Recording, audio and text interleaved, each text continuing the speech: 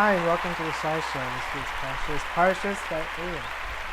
In this week's Parsha, it starts off with a very interesting note. Something that kind of took me and interested me was that Moshe Rabbeinu, he complained. I think a lot of the times when we think of Moshe Rabbeinu, the greatest of all prophets and the greatest of all leaders, I don't usually think that we think of him in the context of complaining. So I think it's maybe worth for Dori Doros, so for all generations, it's recorded on what the complaint was. It's probably worth looking into.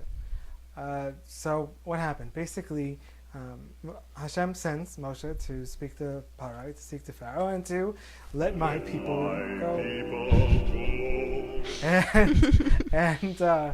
And the response was, "Oh, you know what? You think it's because you're complaining because you guys have it too good. You have it too good. You're like East Ramapo School District. You have it too good." I think that's a joke only certain people will get. The right people get it. So what does he do? He takes away. They take away, even though they had slave labor and they had to build bricks. It was taking away all the brick building materials. So, and other forms of labor are also incredibly increased. So he's saying, so much. He saw the suffering of the Jewish people. He knows there's a promise, but when he sees the other Jews in pain, his reaction was exactly what you would expect of the Redeemer of the entire Jewish people. He's crying out because it hurts. He's doing whatever he can, of course, to change this. But when it comes to speaking to Hashem, when it comes to tefillah, when it comes to that connection, he's crying out because he feels their pain. And although there are commentaries that I don't necessarily understand that claim this is some sort of a rebuke, for me, in my understanding, I really only hear the positive that comes from it, and the sense that this shows exactly why he is as appropriate. It's as though that Moshe Rabbeinu didn't give in to something I saw. There's this book I saw. It says, it's hard to make a difference when you can't find your keys. It's an interesting book, side point. But within that, there's something that I saw that was quoting a physicist, David Bohm. And the physicist basically saying something that resonates with me. They're saying it's a source of confusion to equate randomness with order. That's the main quote. I mean, even to say that disorder can exist whatsoever. Meaning he's saying but rather than analyze it, it's easier to turn around and just say it's disorder. There's no really describable cause and effect, and I'm better off calling it disorder. And it seems that that Moshe Rabbeinu always had the sense, meaning that even with us or in life, there can be a temptation to see us as one of the many children of God, and how special can I be? Where for Moshe Rabbeinu, when in his level and his crying out, he saw that every single child was worth crying out for.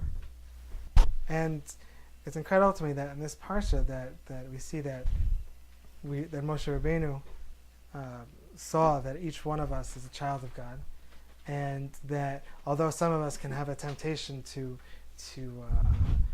there's a lot of children of God, so how important can I be? Moshe was seeing the pain of each of his people, which is why it was fitting to be Redeemer, and he davened for it, and he challenged the situations. How so much.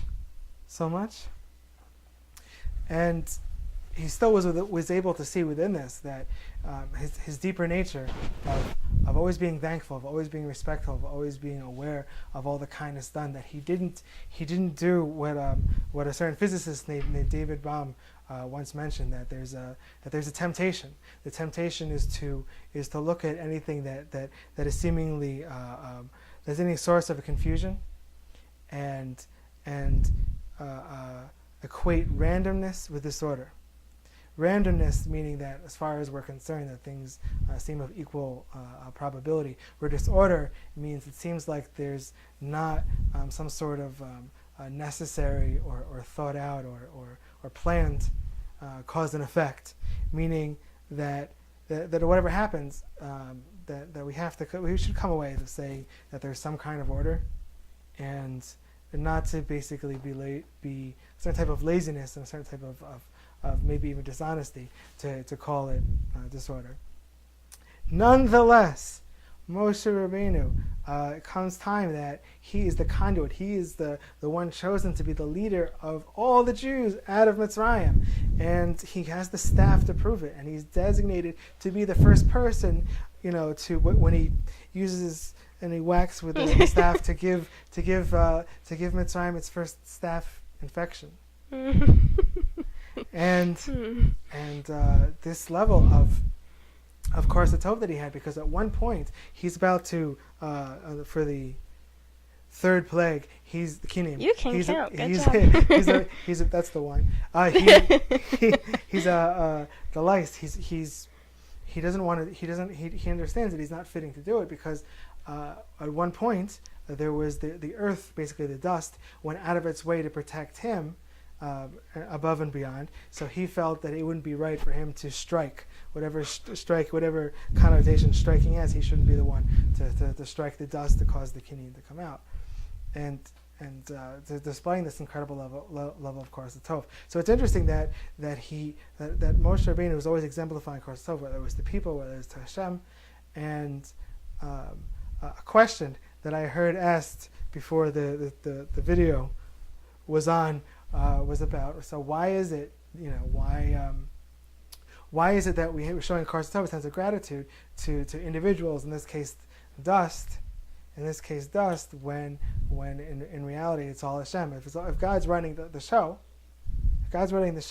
why would we be showing a sense of gratitude towards the messengers? So I heard part of the answer is that really, so Hashem is going to put into the world certain various paths to be helped to accomplish whatever it is to accomplish. Now, each of the individuals, in this case, the messengers involved, have a bechira, have a free choice whether to help or not. And there's a level of honor that we show the individual for using that bechira, that which is, excuse the expression, outside of Hashem, whatever that means exactly, but outside of, let's call it a directness of flow of Hashem, and we honor that and we respect that, so much so that every aspect that comes to even an attempt to benefit us, even an effort to benefit us, is something that we respect and honor. An interesting note along this path, because we're coming up to Shabbos. Yay, Shabbos! Yay! Thank God. I'm looking forward to enjoying my challah. And it might be matzah this week. Enjoy or matzah, and that's the matzah. And and the concept of thanking Hashem, especially when we don't necessarily always see where and what it is to thank. So I once saw a bit of Kabbalah, bit of Kabbalah, not too much, just a bit. Sounds scary. Close the doors. So on the level of Koras Tov, so there's a source that says why is it one of the reasons that's suggested about that the prohibition of writing down the name of Hashem. So there's an idea that needlessly, there's an idea that unless it's in context, let's say like within a klaf, within Parsha, within Pesukim, the idea of capturing Hashem's essence or His name or the attribute that we're referring to Hashem, to God, is not really necessarily within our capacity, but there are certain names of Hashem, or basically the higher names of Hashem, that are closer to relating to what He is, whatever that means. But closer relating to that is meaning, and this name actually just sounds like a breath. It actually is not. It's not something enunciated with the consonants. It's pretty much the name of Hashem is kamat. It's very similar to the sound of breathing. So there's a sense and a sacredness to the idea of breathing and focusing on one's breath, and the connection that Hashem blew life into us through breath, and our breath is actually expressing a recognition through its very sound of Hashem himself, and of course by recognition of Hashem, ultimately it leads to Karsa Tov and gratitude. Now you know. Wow. I have a question. Yes. What you're saying is that we can't capture it. Is it that when we write it on a cloth or things like that, that we're not trying to capture, that Hashem's like putting it there because he asked us to do it, so we're not... Getting a Kabbalistic question from the I was audience. just thinking. So, in general, this is a separate schmooze, but we're going to answer the question anyways. A little bit. But because it's very deep. So the idea is that ultimately any attribute, describing Hashem in any positive attribute is considered prohibited, because by definition a positive attribute is something finite and Hashem is infinite. So the only reason we're allowed to say some of the finite attributes we have is because through prophecy Hashem said, really you can't say what I am because I'm infinite, but these very, very specific finite properties you can say that I am.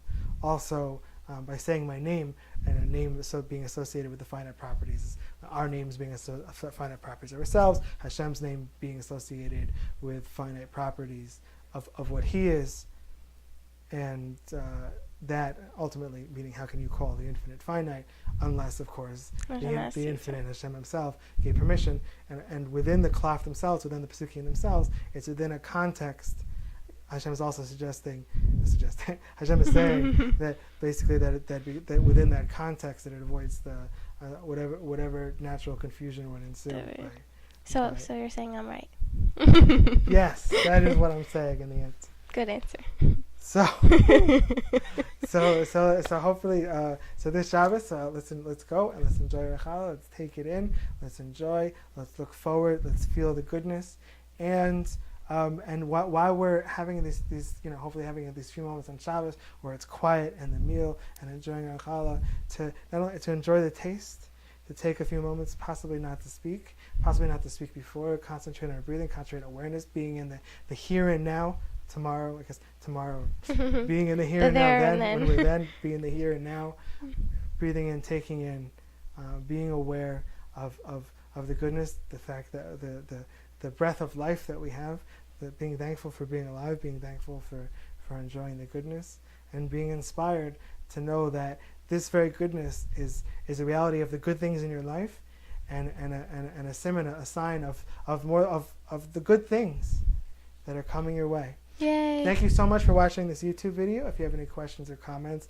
please leave them in the space below. I look forward to seeing you next week. I know it's going to be a great week. I hope you're having a great week so far. And I'll see you then.